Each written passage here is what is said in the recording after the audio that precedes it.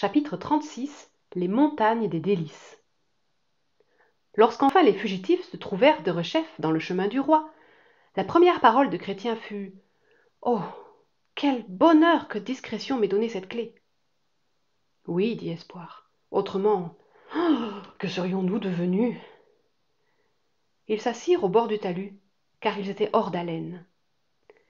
Désespoir ne risquait pas de les suivre jusqu'au chemin du roi, ainsi ils pouvaient se reposer un peu, sans rien craindre. C'est dommage que les pèlerins ne sachent pas où va ce sentier, dit Chrétien. Si nous écrivions quelque chose sur une pierre que nous placerions près de la barrière, qu'en penses-tu? Essayons, répondit Espoir. Je saurai sûrement tracer les lettres avec mon couteau, si nous trouvons une pierre assez plate. Ils cherchèrent donc autour d'eux, et finirent par en découvrir une, à la surface unie. Voilà notre affaire, dit Chrétien. Taille d'abord les lettres, puis nous roulerons le caillou là-bas. Ils discutèrent un peu sur ce qu'il valait le mieux inscrire. Enfin, Espoir tira son couteau de sa poche et grava ces mots sur le bloc. Ce sentier conduit à la forteresse du doute qui appartient au géant Désespoir. Ce géant est ennemi du roi. Il essaye de tuer les pèlerins. Naturellement, cela prit du temps d'en tracer si long. La tâche fut pourtant achevée avant la fin de la journée, et quand la lune se leva, la pierre était placée, bien en vue, auprès de la barrière. Cela sauvera peut-être quelqu'un, remarqua Espoir. Tu as eu raison d'y penser. La courte nuit d'été fut vite passée, et le soleil apparut derrière les collines. Les pèlerins marchaient gaiement, jouissant profondément de l'air pur et de la lumière éblouissante, après les terribles jours et les horribles nuits qu'ils venaient de vivre dans le cachot. Que ces collines sont belles! Ce sont probablement les montagnes des délices, dit Chrétien. Je les ai vues de fort loin, du palais magnifique. Je crois qu'il y a des bergers qui vivent sur leurs pentes et qui font bon accueil aux pèlerins. Peut-être nous donneront-ils quelque chose à manger, en nous permettant de nous délasser chez eux.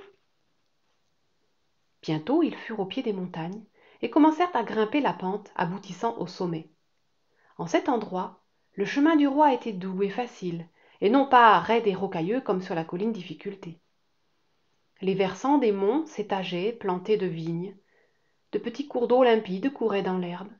Et çà et là, de beaux arbres chargés de fruits couvraient le sol de leur ombre, abritant ainsi les voyageurs de l'ardeur du soleil. Espoir et Chrétien avaient grand faim, grand soif aussi. Ils burent au ruisseau et cueillirent des fruits. Les bergers demeuraient non loin de là. Quand ils aperçurent les pèlerins, 4 d'entre eux vinrent à leur rencontre. « Sommes-nous ici aux montagnes des délices ?» demanda Chrétien. « Oui, répondirent les bergers. Ce pays, d'où l'on a vu sur la cité du roi, est la terre d'Emmanuel et appartient au prince. Les troupeaux que vous apercevez sont au roi, et nous demeurons ici pour veiller sur eux. »« Cette contrée est-elle près de la céleste cité ?» interrogea Chrétien. « Est-elle sûre ?»« Absolument sûre pour qui aime le roi. Mais ceux qui ne le servent pas fidèlement y risquent parfois leur vie. »« Y a-t-il un endroit près d'ici où l'on peut se reposer ?» poursuivit Chrétien. « Nous n'en pouvons plus. »« Mais certainement, répondirent les pâtres. Le roi nous a donné l'ordre de rendre tous les services possibles à ceux de ses serviteurs qui passent ici. Venez avec nous, et nous prendrons soin de vous. » Ainsi donc les bergers, instruits, réfléchis, attentifs et sincères, accompagnèrent les enfants à leur tente. Ils leur apportèrent de l'eau pour se laver et de quoi manger. Puis, voyant combien ils étaient exténués, Attentif leur prépara des lits. Espoir et Chrétien dormirent profondément toute la nuit. Le lendemain matin, ils se réveillèrent de bonne heure, détendus et fortifiés.